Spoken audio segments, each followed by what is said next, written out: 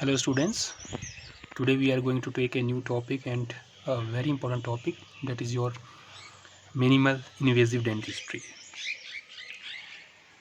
So these are the contents which we are going to discuss in this topic. We are going to take this topic in again two parts. In this we will be discussing about the brief history of the MID, principles, the minimal intervention approach, caries removal and restoration, recent advances in caries removal techniques, cavity designs for MID, restorative materials used in MID, and dental public health significance of MID, and then we will conclude this topic.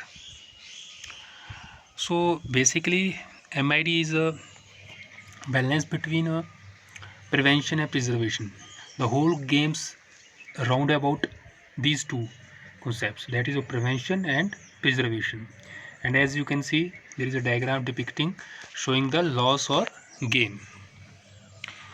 So what is MID and how it is different from regular dentistry? MID sometimes is also called as the microdentistry. It is to conserve healthy tooth structure. It focuses on prevention, remineralization, and minimal dentist intervention. It is using scientific advances. MID allows dentists to perform the least amount of dentistry needed while never removing more of the tooth structure than is required to restore teeth in their normal condition. In addition, MID dentists use long-lasting dental materials that conserve the maximum tooth structure, so the need for future repair is reduced. How it is defined? MID is defined as a philosophy of professional care concerned with the occurrence, early detection, and earliest possible cure of disease on a micro level, followed by minimally invasive treatment in order to repair irreversible damage caused by such diseases. Now, golden triangle of MID. The golden triangle of MID consists of or it is based on three concepts. Number one is the histology of dental substrate being treated. Second is the techniques, operating techniques used for excavation of caries. And third is the chemical and handling of adhesive materials used for restoration. So a thorough understanding and appreciation of the interplay between these three critical factors is required to achieve success clinically when using a minimally invasive operative caries management strategy. Now coming to the historical background of MID. Now since, as all of you know, that G.B. Black is the philosophy of the G.B. Black is, or the cavity designs of G.B. Black is based on the concept that is your extension for prevention, that we extend the margins of the cavities so that in future there will be a no chance of caries occurring on these sides, or to place the margins on a self cleansable areas. Now the whole concept is changed now with the recent advances in your materials as well as caries removal techniques. Now the concept is changed to prevention for extension. So these are the various timelines of the MID, the various development which has taken place. Now in 1970, Graham Mount proposed the MID technique, and in 1974 Dan Erickson presented the MID technique to the world. ART is one of the component of this MID. It was pioneered in Tanzania in mid 1980, and in 1994 WHO proposed and accepted this technique, and in 1998 it started in clinics. The principles of MID: number one, disease control by reduction of carcinogenic bacteria. Then is your regionalization of early lesions. Then is your avoid removal any more to structure than is absolutely required to restore teeth to their normal conditions, and use of dental material that conserve the maximum of tooth structure. Use of only the strongest and longest lasting dental material to reduce the need for future repairs and replacement. So repair rather than replacing defective restorations. Use of dental procedures that keep the number of necessary appointments to the minimum. MID approach. So, with the advances in the cardiology over the last 30 years, the better understanding of the pathogenesis, histopathogenesis of the cardiology, and advances in the your biomimetic materials and various new techniques of caries excavations. The MI approach includes basically first is your early detection of caries, secondly caries removal and restoration. So coming to the first part, that is your caries diagnosis. Now it includes your caries risk assessment and early detection of caries. Coming to the caries risk assessment, risk is defined as the probability of an individual developing a given disease, and thus the risk factor is a factor associated with an increased probability of an individual developing a particular disease. Caries risk assessment is the determination of the probability of persons developing new caries lesions during specific period and the probability of a change in the size or activity of existing lesions over time. Since caries are preventable, the diagnosis of caries as a lesion in the tooth is not sufficient for a treatment plan.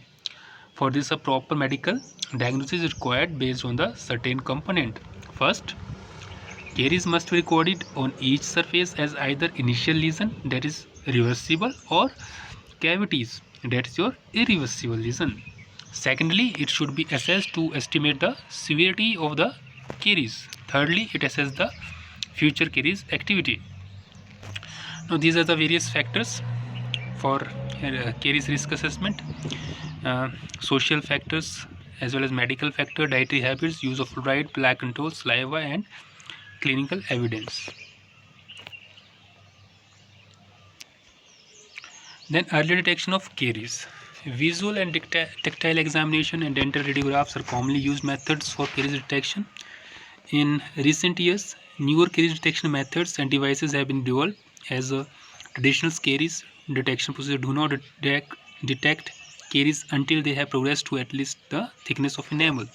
So, advances in caries detection includes laser fluorescence, fiber optic transillumination, digital imaging fiber optic transillumination, ultraviolet illumination, electronic caries detector, dye penetration, QLF quantitative light induced fluorescence, ultrasound imaging, and endoscope or videoscope. Then coming to the second part, that is the caries removal and restoration. So rotary instruments used for treatment of caries lesions have often resulted in considerable removal of tooth structure. Now with the advent of newer techniques for removal of caries dentin have been developed to minimize the excess tissue loss. Coming to the restorative parts, that is pit and fissure sealants. The changes in caries epidemiology in the beginning of the 1990 and reporting of slower progression of the caries lesion lead to suggestion that sealant use should be targeted to those teeth most prone to developing caries lesions. Now there are various generations of these pit and fissure sealant. First generations are no longer used. First generations are which are activated by UV lights. Second generation and third generations are autopolymerized and visible light activated resins. And fourth generations contained fluoride in it. So indications for pit and fissure sealants: deep narrow pit and fissures, recently erupted teeth. When there are no caries in proximal surfaces, patient with high caries risks through the increase, though this increase the tendency and need for reapplication. Contraindication: teeth with occlusal proximal lesions, teeth with proximal lesions, teeth that is caries free for 4 years or more, and teeth with broad well pits and fissures. So in case of your uh, pit and fissure cylinder, as there is no use of rotary instruments, only just seal the site with the help of materials. Preventive resin restorations. It requires minimal invasive removal of tooth structure, and it is indicated in teeth with minimal teeth and fissures decay. So minimal cavity preparation is required to prevent unnecessary removal of healthy tooth structure for retention. If the decay is limited to enamel, then no local anesthesia is required. After etching, rinsing, and drying, the cavity is condensed with a normal composite or GSE. Types of preventive resin restoration: type A, suspicious pit and fissure where caries removal is limited to enamel. Second, where it is extended up to the dentine. And third, exploratory preparation. Then is the atraumatic restorative technique, ART. It is a procedure based on removing caries to tooth tissue using hand instruments alone. There is no use of rotary instruments, only hand instruments, and storing the cavity with an adhesive restorative material. So goals of ART are preserving the tooth structure, reducing infection, and avoiding discomfort. This is the procedure of ART. First, the tooth is isolated with cotton rolls, followed by tooth structure to be treated is cleaned with a wet cotton pallet. Entrance of the lesion is slightly widened by hand instrument to remove gross or overhanging unspotted enamel rods. So only the small medium size spoon excavator is used for the excavation of the lesion. If necessary, pulp protection may be provided with the use of calcium hydroxide as a base. The cavity surface along with occlusal margins are cleaned.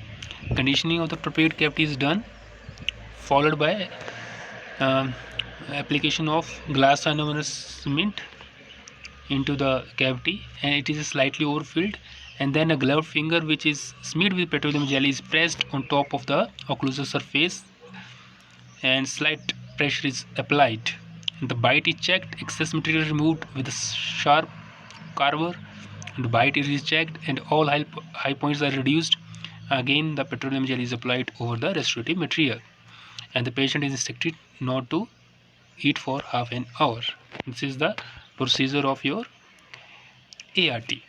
Now, advantages of ART: easily available, inexpensive hand instruments are used rather than expensive electrically driven dental equipment. As it is almost a painless procedure, the need for local anesthesia is eliminated or minimized.